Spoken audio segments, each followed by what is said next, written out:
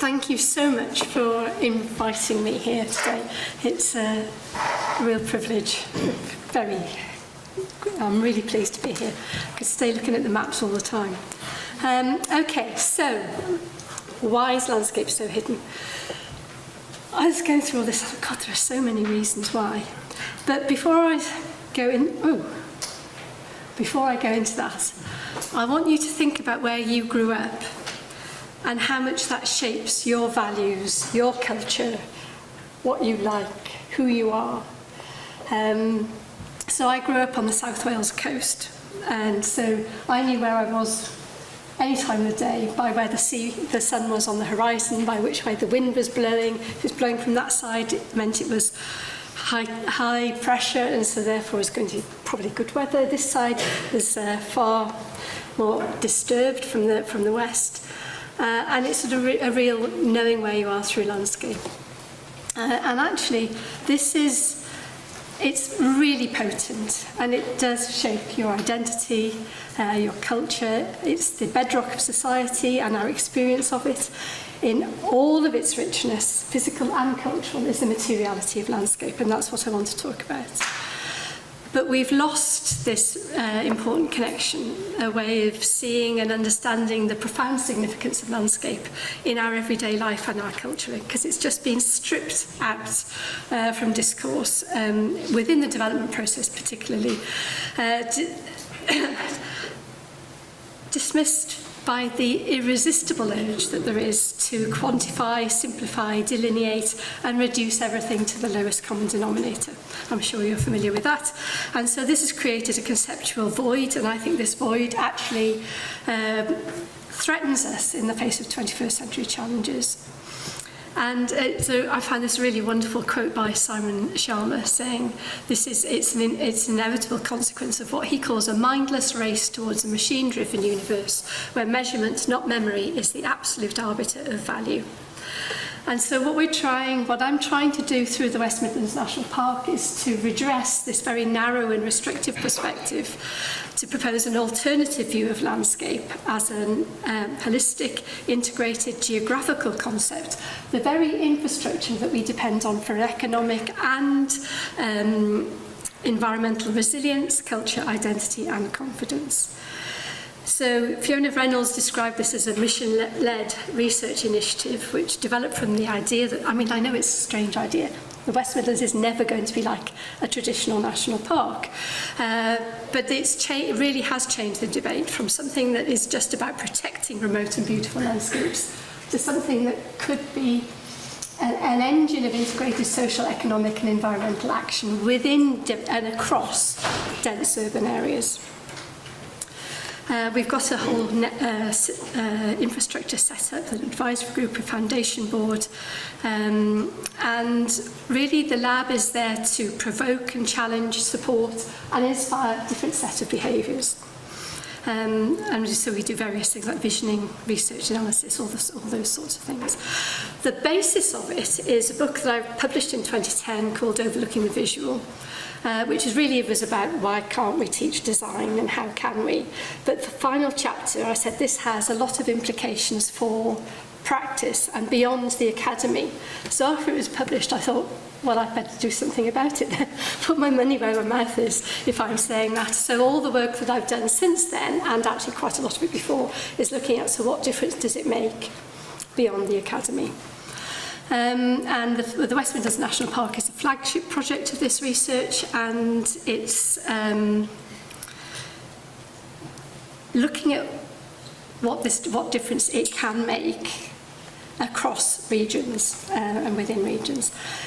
But to go back to the invisible bit, this is Teesdale in April earlier this year. And I was on a visit with Natural England, and this landscape is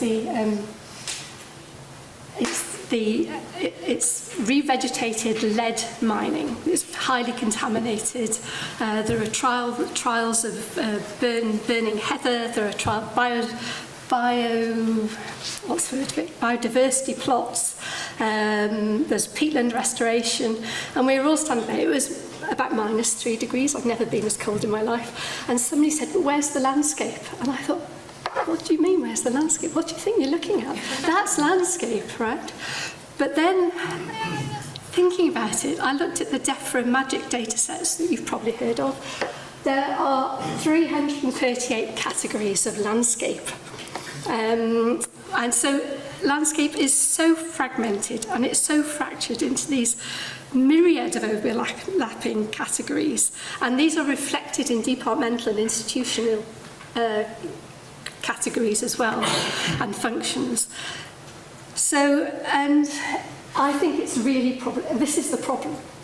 And so although people are now beginning to recognise the value of green and grey landscape, and blue landscape, I should say. And we heard the other day that it was worth about 1.8 trillion to the economy in the draft strategy from Natural England.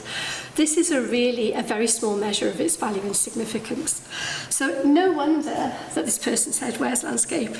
And it's not surprising that landscape is a blind spot. And it couldn't be a better case of divide and rule. And I reckon if you asked 20 experts in landscape to define what they meant by it, they'd all have a completely different view.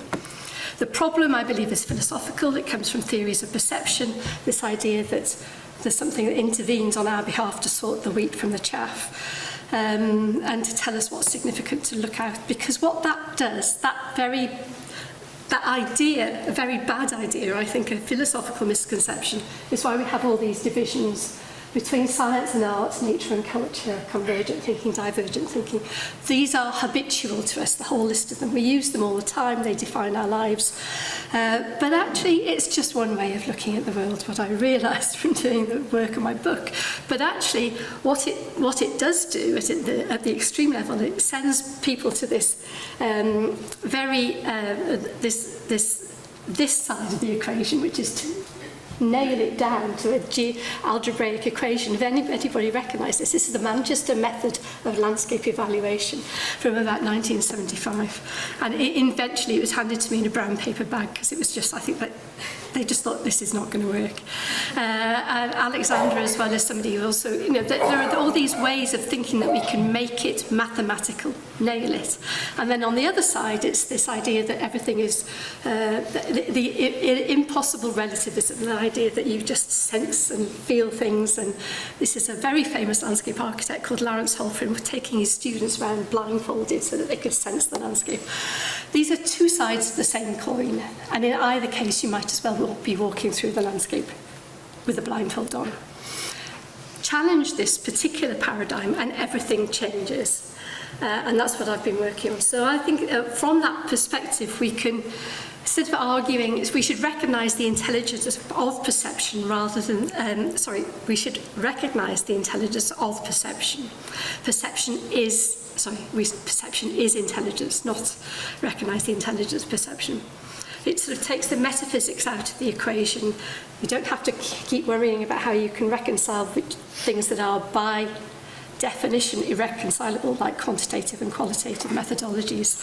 And to realise that the sense that we make of anything depends on the concepts that we hold based on knowledge. And the only way that we can make sense of anything is through language. So this helps to fill this conceptual void that I mentioned. It helps to make the visible, gives us a way to make the invisible visible, the tangible intangible, and also realising that it's only possible to be objective from a position of knowledge, because knowledge is contingent, not relative, contingent. It depends on what you know. So this is the basis really of the West Midlands National Park approach, which is not just within the West Midlands. And so I'm going to look specifically at the mapping and the drawing that we're doing, and because it's through that and the immersive engagement that we're using this approach to discover and to see the place differently. And I think that we have to do that if we want to address the challenges we face, including the climate emergency, spatial environmental justice, nature and biodiversity loss, all these things that are getting to become so evident, but there seems to be such a lack of urgency about dealing with them. It's a very democratic concept. It's based on the idea that, hence the West Midlands National Park, that the quality of the environment is directly proportional to the quality of people's lives, which is a very simple, compelling equation. But that is almost entirely missing in economic models, financial, institutional governance structures, which is what we're also looking at.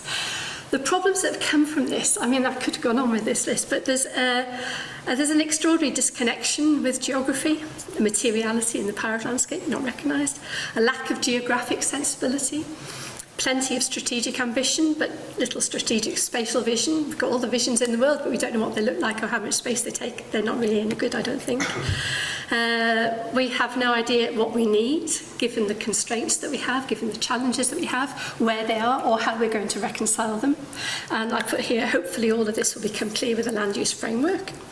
There's no consideration of the contribution landscape could make at scale to help with global challenges. There's a huge reluctance to see the bigger picture, an inability to move beyond practice as usual. We've got siloed thinking, limited sectoral perspective, and by default, most people seem to go straight down to detail, which means, by definition, you miss the bigger picture.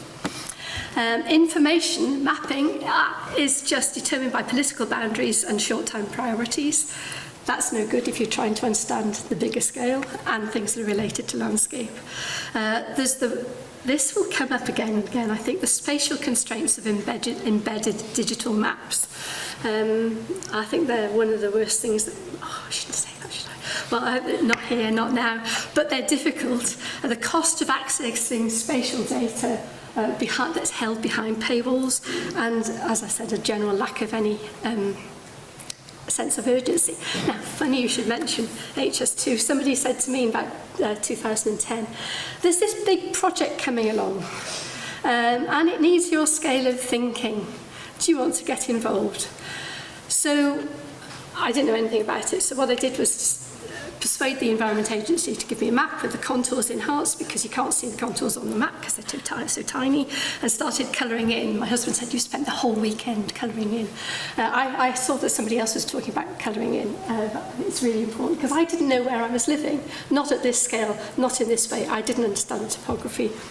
My husband said, I said, can we go and have a look at that valley in between Birmingham and Coventry? And he said, what valley? Are you sure it still exists? And I thought, pretty sure. And then to look at the sort of very briefly the history of the place, how it has developed, which is to see how it all relates together, and that's really what we're talking about.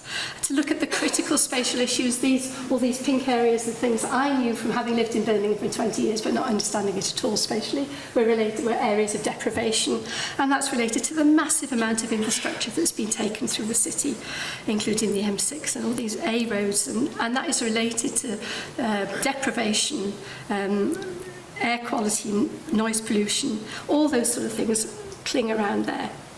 And somebody said to me, I heard the mayor, the city leader at the time, saying, we've pumped billions into the city and we haven't made one bit of difference to the multiple deprivation indices. So to my mind, that means we're not doing it in the right way. How do we do it differently? How can we change things? And actually, this is the first I'd seen that the council put this together for me from their plotter to look at the multiple deprivation. It sort of mimics exactly what I was talking about anyway. Then the issue came, okay, so we've got this, we know something about it now, a bit more than we did. So what's next? How do you move from the collecting the evidence into something that might be a proposal for the future? So this is one of the earliest drawing I did, very tentative, all in pencil. These are not pixel perfect drawings, right? And they were never intended to be. I forgot to say, on that first one, the contours, I was working with a big practice, and I took it in, and I think they were just so horrified. I could present something like that. So, don't worry, Catherine, we'll digitise it. And I thought, will you? I said, no, you won't. And they said, yes, we will. And they tried, and it was dreadful. So at the end, they used it because it has its own look. The guy from Coventry couldn't even ask me questions about this because they were against HS2. So it's deep. It's always deeply political, really. But after a while of talking about this, somebody came up to me and said, whatever it is that you've got, we need it in Warwickshire because we're going to North Warwickshire because we're going to get squashed by HS2. So I started looking at that, and It's this valley going north of Birmingham, on the east side. And what's interesting is that you look at the map of it from 1824, and look at that topography, look at the landscape, you can see the details of it.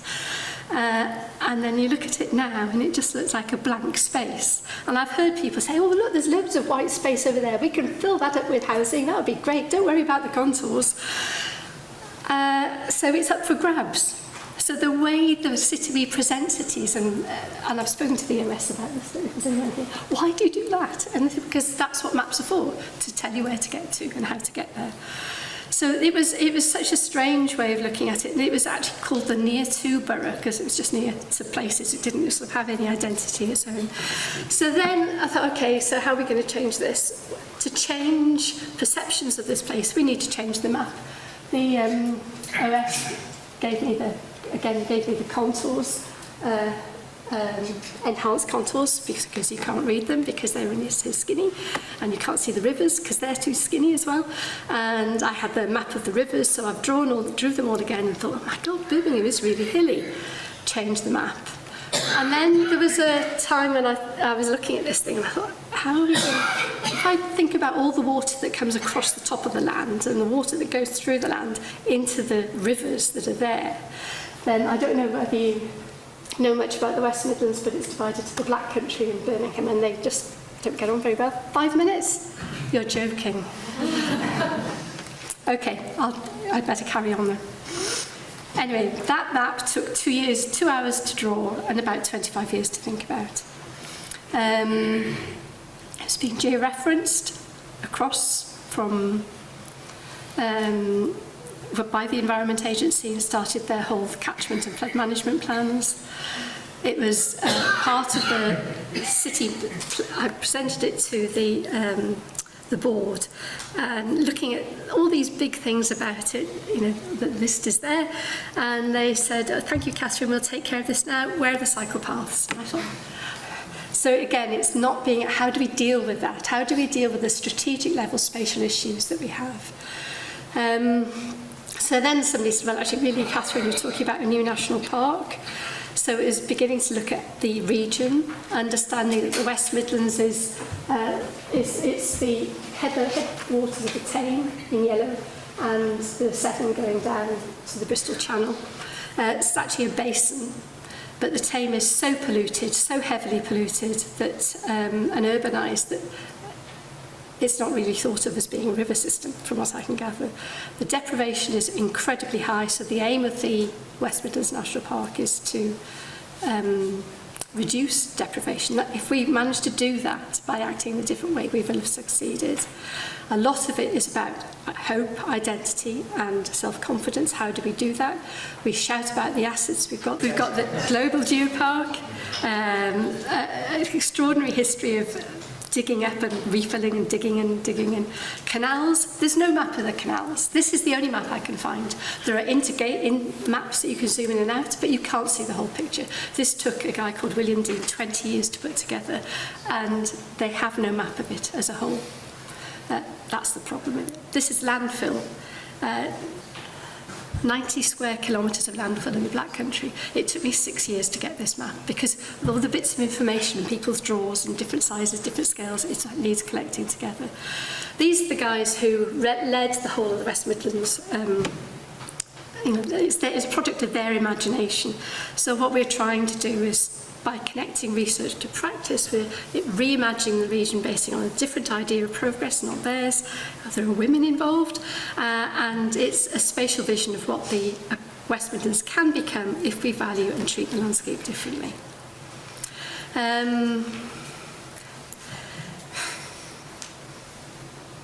And you have to be able to see the scale of it to understand it. I think that's the main point I would like to say. So these are hand-drawn, the contours are drawn, the rivers are drawn, hand-coloured, to actually look at this place. So people say, is this Mordor? Because they don't recognise it. There's no way you can recognise it like that. But then it gives them a sense of pride in knowing where they live that is different from, it's just Birmingham. And so I really think that I would want for you to take away the idea that cartography is, or the mapping, sure there are different means and different things, but it's more than recording and making representations. It's a really creative, expert, analytical research tool that generates new knowledge. It challenges perceptions, and it provokes and inspires different behaviours.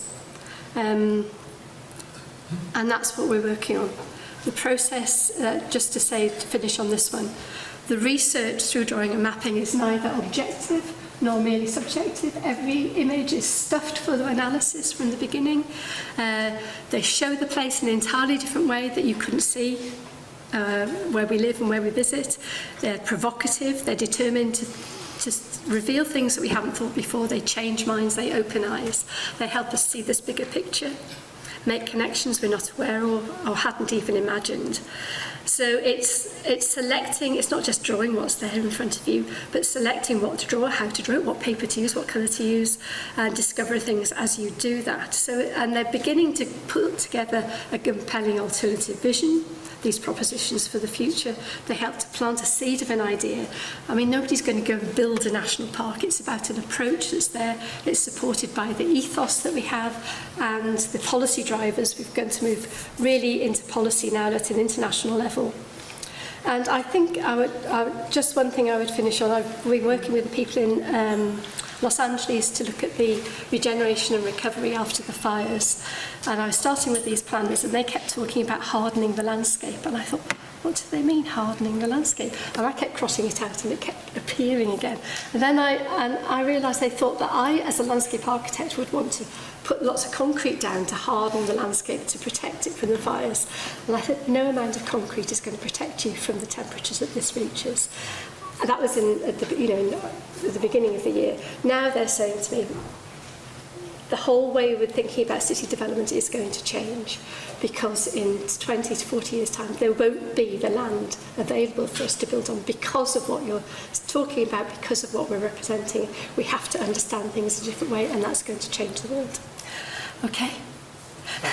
Thank you.